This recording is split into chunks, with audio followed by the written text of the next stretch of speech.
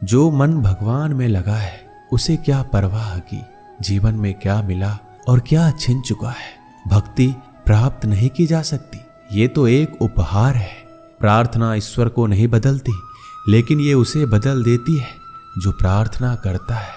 विचलित मन वाले व्यक्ति को मौत उसी तरह से बहाकर ले जाती है जिस तरह से अचानक आई बाढ़ में गांव के सोते हुए लोग बह जाते हैं। देखते समय देखिए, सुनते समय केवल सुनिए, महसूस करते समय महसूस कीजिए और सोचते समय केवल ये सोचिए, यही वास्तविक कर्म है। आपका काम है अपनी पसंद के काम को खोजना, उसे खोजें और फिर उस काम में खुद को पूरी तरह से लगा दें। यही सफलता का मार्ग है। दुनिया में अधिकांश लोग इसलिए असफल हो जाते हैं क्योंकि विपरीत परिस्थितियां आने पर उनका साहस टूट जाता है और वो भयभीत हो जाते हैं। संसार का नियम है, जिस तरह के विचार हम अस्तित्व को संप्रेषित करते हैं उसी तरह की ऊर्जा अस्तित्व द्वारा हम तक पहुंचती है। ध्यान रहे, विचारों का सकारात्मक होना अनिवार्य है, तभी राह सरल और सुगम होती चली जाएगी। कभी किसी और के लिए जीने का प्रयास मत करो, किसी और की दृष्टि में अच्छा बनने की चेष्टा मत करो। हम अकेले आए हैं, अकेले ही जाएंगे। हम जैसा कर्म करेंगे वैसा ही फल पाएंगे। श्री कृष्ण कहते हैं, जो बीत गया उसे भूल जाओ, जो कर रहे हो उस पर विश्वास रखो, जो होगा उसकी चिंता छोड़ दो। बस तुम्हें मात्र अपने कर्म करने हैं, पुरस्कृत करने का कार्य नियति का है। एक बार भीष्म पितामह ने श्री कृष्ण से पूछा, जल से पतला क्या है, भूमि से भारी कौन है और अग्नि से तेज क्या है, और कौन है जो काजल से काला है। श्री कृष्ण ने मनमोहनी मुस्कान के साथ उत्तर दिया, पितामह, जल से पतला ज्ञान है, भूमि से भारी पाप है, अग्नि से तेज क्रोध है और काजल से काला कलंक है। श्री कृष्ण कहते हैं कि परिस्थितियों से भागो मत, उनके सामने डटकर खड़े रहो, क्योंकि कर्म करना ही मानव जीवन का पहला कर्तव्य है। हम कर्मों के द्वारा ही परेशानियों से जीत सकते हैं। दुनिया नहीं जानती है हम सभी का अंत यहीं पर होना है, लेकिन जो लोग इस सत्य को जानते हैं उनके सारे झगड़े एक ही बार में खत्म हो जाते हैं। जब तक आप अपनी समस्याओं एवं कठिनाइयों की वजह दूसरों को मानते हैं, तब तक आप अपनी समस्याएं और कठिनाइयों को मिटा नहीं सकते। आप अपना भविष्य नहीं बदल सकते, लेकिन आप अपनी आदतों को बदल सकते हैं, और निश्चित रूप से अपनी आदतों से आपका भविष्य बदल सकता है। अगर हम परिवर्तन के लिए किसी दूसरे व्यक्ति के आने की उम्मीद करेंगे तो परिवर्तन नहीं आएगा, बल्कि हमें खुद को उससे आगे लाना होगा।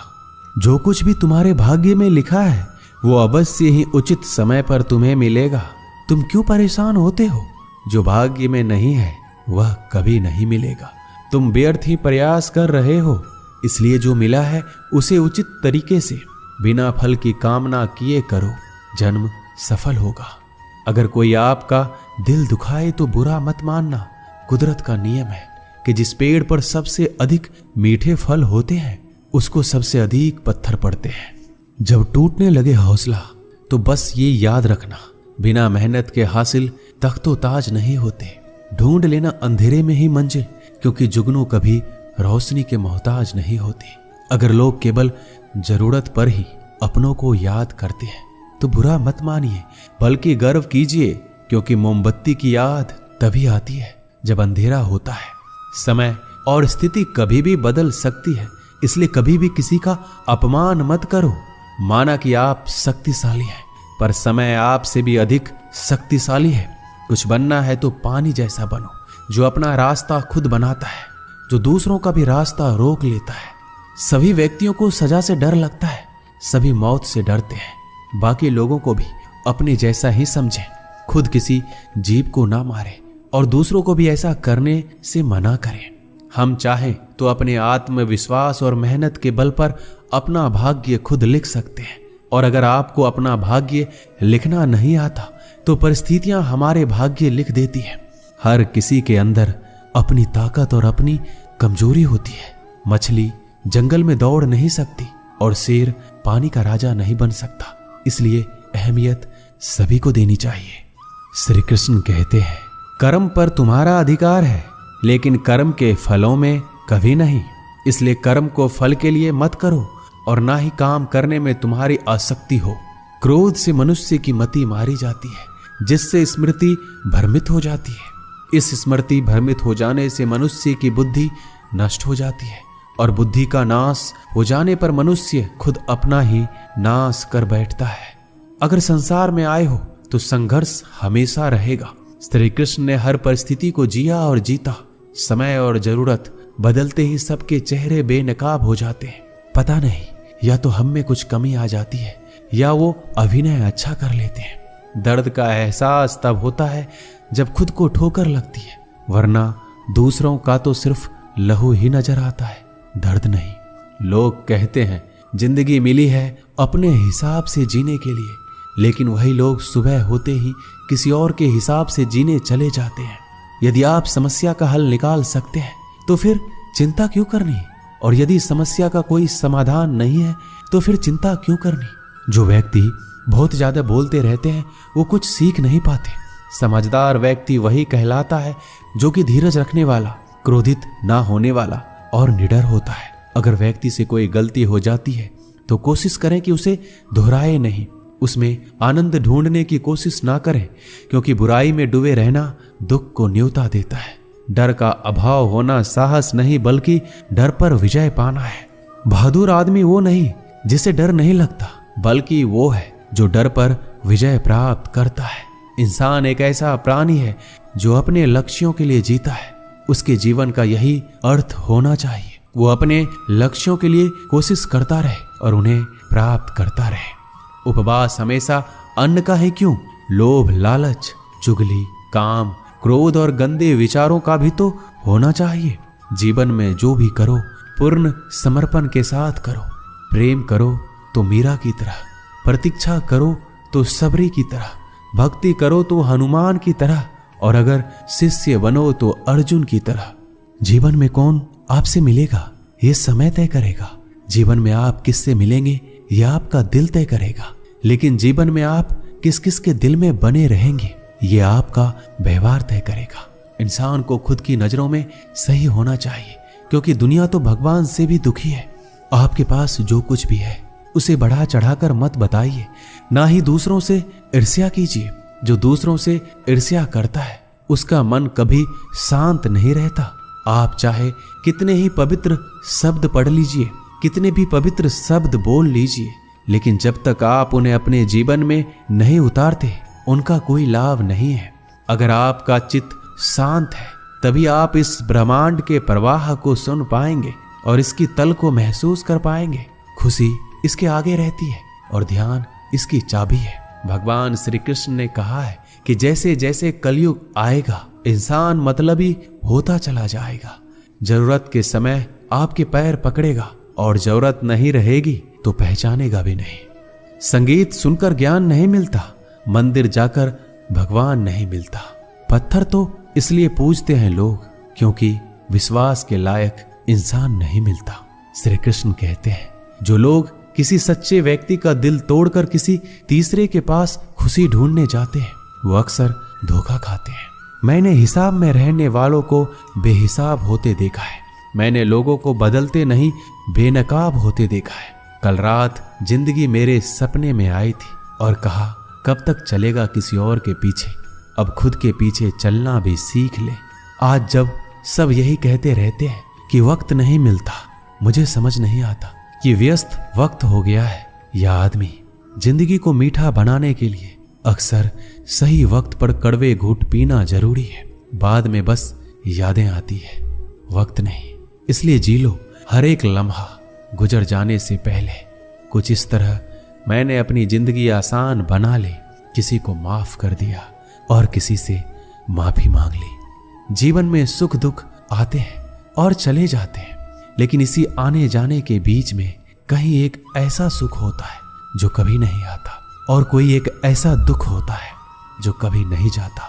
जो पिता के पैरों को छूता है वो कभी गरीब नहीं होता। जो माँ के पैरों को छूता है वह कभी बदनसीब नहीं होता। जो भाई के पैरों को छूता है वह कभी उदास या दुखी नहीं होता, और जो बहन के पैरों को छूता है वह कभी चरित्रहीन नहीं होता। संसार में परेशानी देने वाले की हस्ती कितनी भी बड़ी क्यों ना हो, पर भगवान की कृपा दृष्टि से बड़ी कभी नहीं हो सकती। मनुष्य अकेला पाप करता है और बहुत से लोग उसका आनंद उठाते हैं। आनंद उठाने वाले तो बच जाते हैं, किंतु पाप करने वाला दोष का भागी होता है। जीवन के दुखद और अपरिवर्तनशील पड़ाव को पार करने का एक ही मार्ग है, अपने धैर्य का अनंत विस्तार कर लो। हम शिकायत कर सकते हैं क्योंकि गुलाब की झाड़ियों में कांटे हैं, या फिर खुश हो सकते हैं क्योंकि कांटों की झाड़ियों में गुलाब है। सत्य हर बार शुभ और मंगलकारी नहीं हो सकता और झूठ भी हर बार अशुभ और अमंगलकारी नहीं होता है। भगवान श्री कृष्ण ने अपने जीवन में ये सीख सबको दी कि झूठ और सत्य का निर्धारण कभी इस बात से नहीं होता कि आपने क्या कहा, अपितु इस बात से होता है कि आपने क्यों कहा।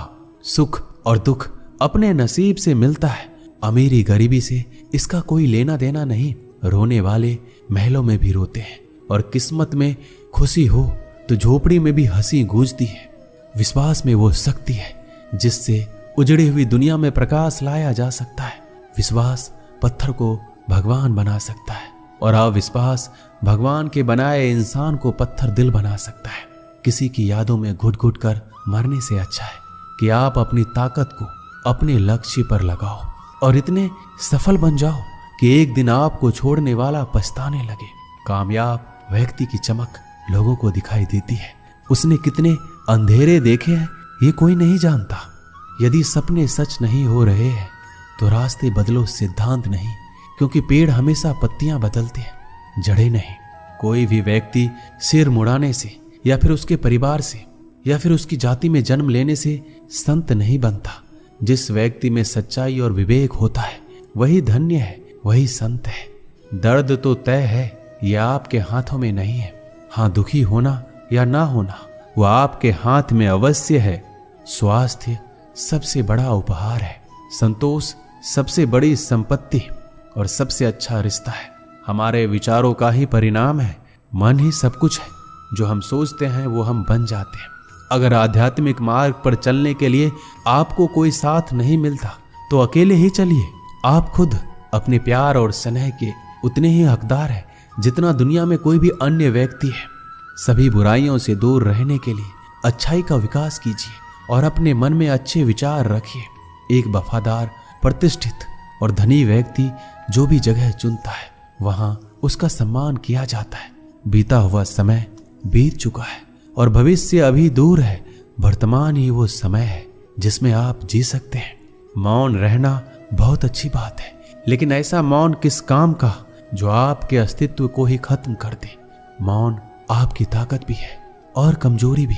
बस आपको ये पता होना चाहिए कि कब आपको मौन रहना है और कब नहीं। जहां उम्मीद नहीं होती वहां तकलीफ की कोई गुंजाइश भी नहीं होती। हर कोई परेशान है मेरे ज्यादा बोलने से और मैं परेशान हूं अपने अंदर की खामोशी से। अच्छे कर्म अच्छे ही फल देते हैं। वो जो अपने परिवार से अत्यधिक जुड़ा है उसे भय और चिंता का सामना करना पड़ता है, क्योंकि सभी दुखों की जड़ लगाव है। इसलिए खुश रहने के लिए लगाव छोड़ देना चाहिए। वो जो हमारे चिंतन में रहता है वो करीब है, भले ही वास्तविकता में बहुत दूर क्यों ना हो, लेकिन जो हमारे हृदय में नहीं वो करीब होते हुए भी बहुत दूर होता है। जिसका ज्ञान बस किताबों तक सीमित है और जिसका धन दूसरों के कब्जे में है वो जरूरत पर ना अपना ज्ञान प्रयोग कर सकता है ना ही धन। जो लोग परमात्मा तक पहुंचना चाहते हैं उन्हें वाणी, मन, इंद्रियों की पवित्रता और एक दयालु हृदय की आवश्यकता होती है। लोगों को अपने सपने मत बताओ, बस उन्हें पूरा करके दिखाओ, क्योंकि लोग सुनना कम और देखना ज्यादा पसंद करते हैं।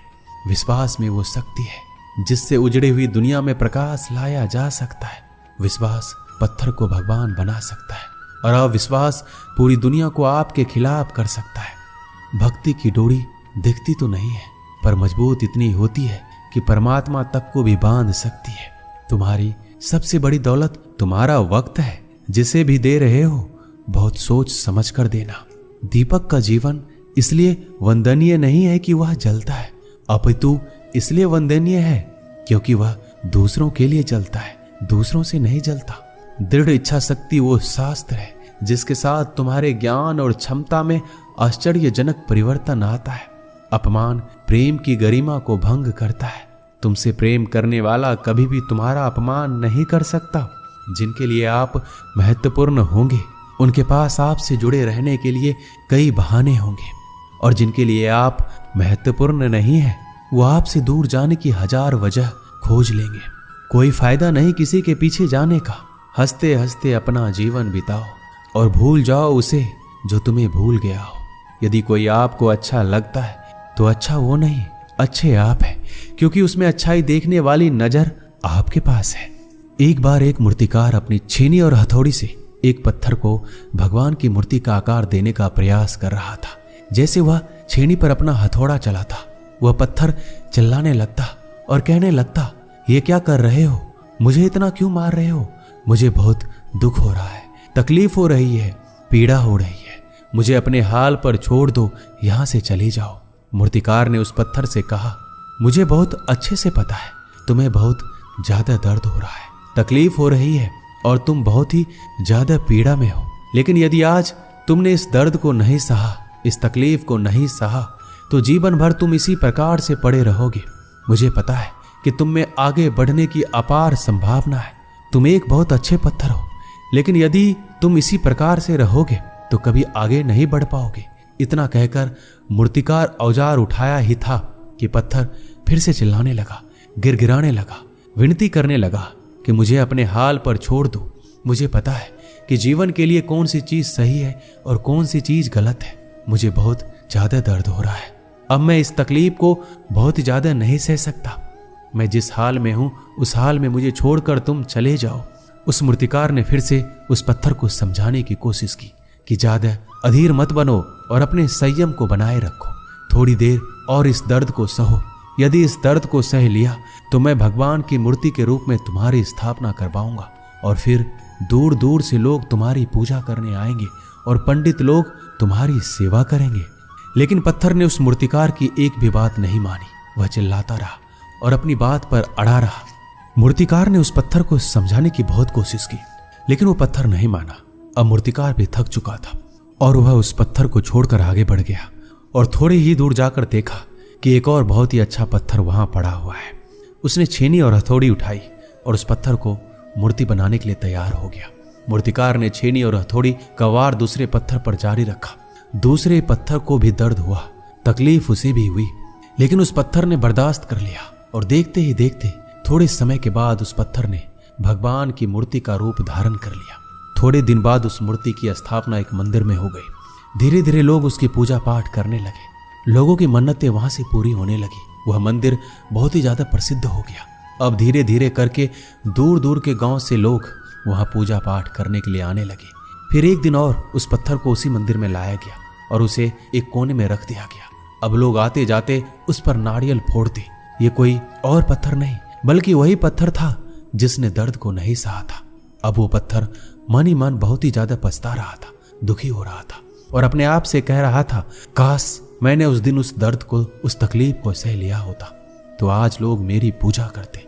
इसलिए आप भी अपने जीवन में हमेशा याद रखिएगा, जब भी आप अपने कैरियर की शुरुआत में किसी काम को कर रहे हो, पढ़ाई कर रहे हो या कोई भी काम कर रहे हो और उसमें आपको दर्द हो रहा है, तकलीफ हो रही है, ज्यादा मेहनत करना पड़ रहा है, तो आप रुकिएगा मत। किसी और रास्ते की शुरुआत मत करिएगा, क्योंकि कोई और रास्ता आपको सफलता नहीं दे सकता। आपको उस दर्द को, उस तकलीफ को सहना ही होगा। उस दर्द को, उस तकलीफ को सहकर आप ज्यादा मजबूत बनेंगे और तभी आप अपने जीवन में आगे बढ़ पाएंगे। और जीवन में हमेशा याद रखिएगा कि आपको पहले पत्थर की तरह नहीं बल्कि दूसरे पत्थर की तरह बनना है। दोस्तों, इस वीडियो में बस इतना ही। मिलते हैं अगले वीडियो में। अपना ख्याल रखिएगा। जय श्री कृष्णा।